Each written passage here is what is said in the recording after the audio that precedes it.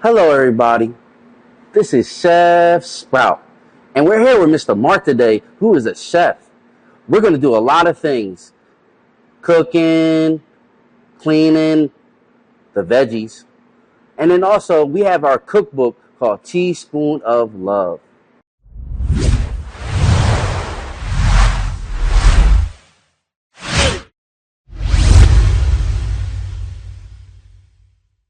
Chef Mark!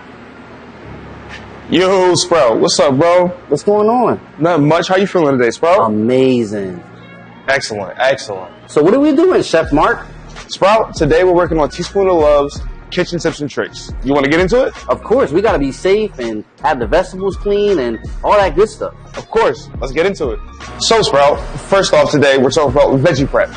Now, it's very important to pick the right vegetables. You want vibrant colors, no bruises, no mold spots, and you want them firm to the touch. You want them nice and supple. Mr. Mark, is that a pepper? Yes, this is an orange pepper, bell pepper. I love peppers. Who doesn't? Right. Now, the important thing to note, Sprout, is you see how dirty this mushroom is? Yes. Some vegetables are not as clean as others. So it's very important that we teach you guys how to wash them properly. Mr. Mark, can I be honest with you? Of course. I don't like mushrooms. We're going to get you to be a believer, Sprout. Okay. All right, guys. Let's get these dirty mushrooms out of here. So what you want to do is put them in a colander, and you can see they're literally covered in dirt. Chef, why are they so dirty? So mushrooms come from the ground, Sprout. They come from the dirt. That's why they're covered in dirt. Okay. So with these, you just want to give them a nice zhuzh in the colander, and make sure you just get all that pesky dirt off. And when they're nice and clean... A zhuzh? A nice zhuzh. I like that word, Chef. I actually have no idea what it means, but it sounds good. So you can go ahead and you can see the difference is night and day. They look pretty clean now. Much better, right? Yep. Just put them in a paper towel bowl. Did we take the stems off yet? So you can either eat the stems, Sprout, or you can cut them off. I agree. Waste not, whatnot. So right. I would say leave the stems on. Now for potatoes, a lot of people will just come in, right? And they will just wash the potato. You got to scrub them, right? Of course. Okay. So we'll grab the sponge, and you want to scrub them. And when you scrub them... But that's the new sponge, right? That's not what you wash the dishes with. Of course not. Brand new sponge. And you can see the difference already between the first potato and the second potato. Okay. A little elbow. And just make sure that you get all of that pesky dirt off, because actually, that's dirt as well. Right. Can we make French fries? Maybe someday. Okay. I don't think we have time today, but we can see what's on the menu. Okay. Yes, Chef. Now, for larger mushrooms, you can see that they're a lot less dirty. Right? What's that? That's a big mushroom. This is a Portobello cap, Sprout. Portobello cap.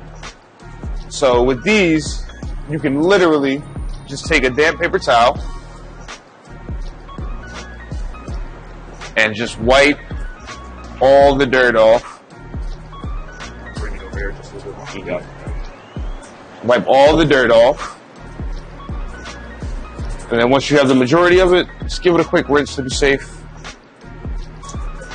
And what I'm going to do is, I'm going to toss it in our marinade.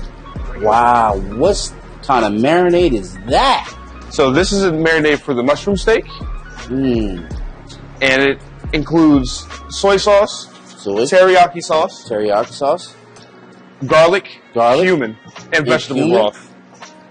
And vegetable broth? Yes, sir. Wow. You're doing a good job. Thank you, Sprout.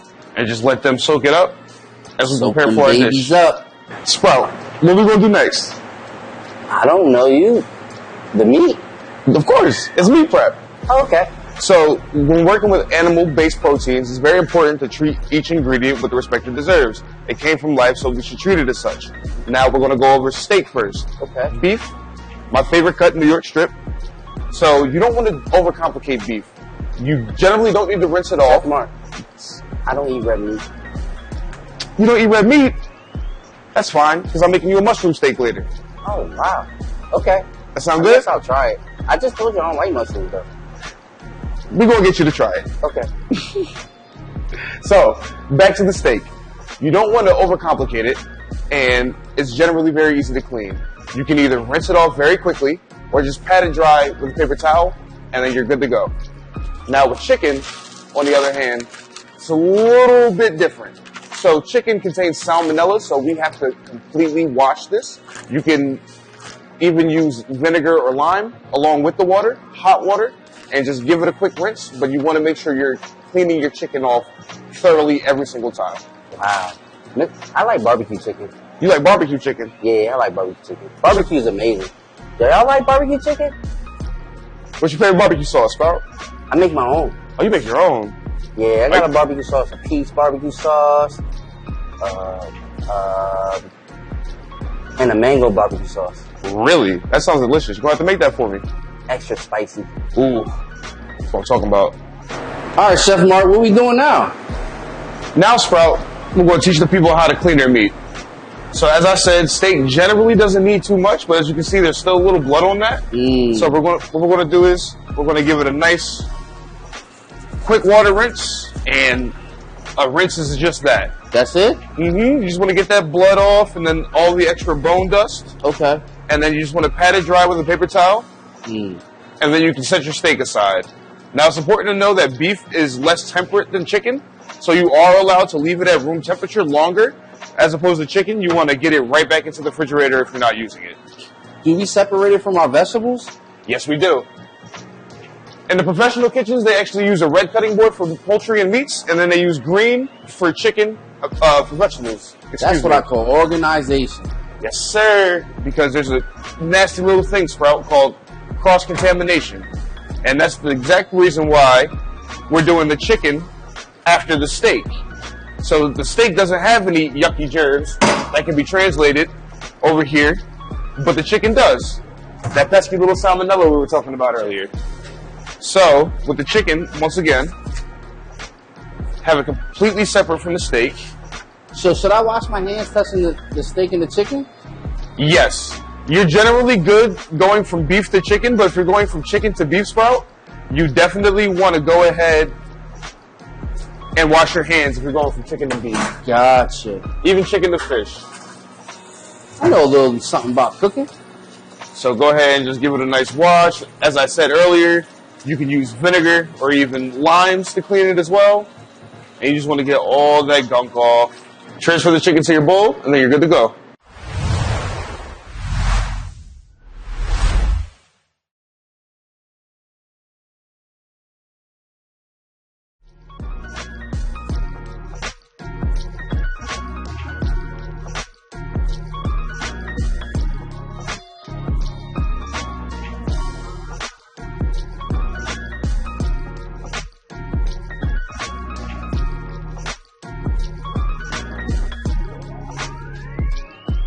Check it.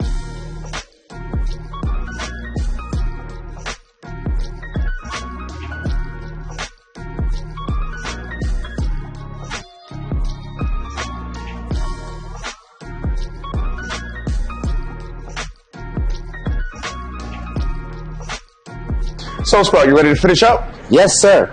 So, what we went ahead and did was we just showed you guys different techniques. This is our mushroom steak cooked in our Asian marinade. This is just a regular pan-seared steak, and this is chicken that was also cooked using our marinade. We're just going to give you guys a brief little plating presentation. So once again, this is our Portobello mushroom steak. That looks yummy. Thought you didn't like mushroom, Sprout. But I don't, but it looks yummy. I told you we were going to get you to like it before the end. So what you want is nice, thick pieces, like a steak. And that's the key to good presentation. Uniformity, really using negative space and color. And for the color, we're going to go ahead and grab our arugula. Chef, you did a really good job. Thank you. And our arugula is just dressed in honey, olive oil, and lemon. Sweet, a little freshness from the lemon. So, you know, you just use that. And then we'll go ahead and put the steak right on top of that. And one simple plating technique is to just fan out the dish. Just makes it look nicer. Attention to detail is always noticed. That's garnishing, right? If this was an herb as such, yes, it could be considered garnishing. But since this is a protein, this is more so just the plating itself. Got it. And finally, we'll take some of our red pepper sauce, which is just literally red bell pepper that we chopped up earlier. Peppers. Cooked in vegetable stock with crushed red pepper flakes for a little heat. What level spice? I would say it's about a 3 Sprout. It's our mushroom steak on an arugula salad with the red pepper sauce. Wow.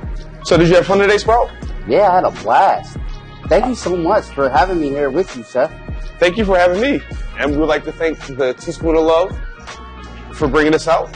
Love always, and we'll see you guys next time. Thank you for having me. Teaspoon of Love was amazing, and I can't wait to come back. Thank you. Thank you, guys.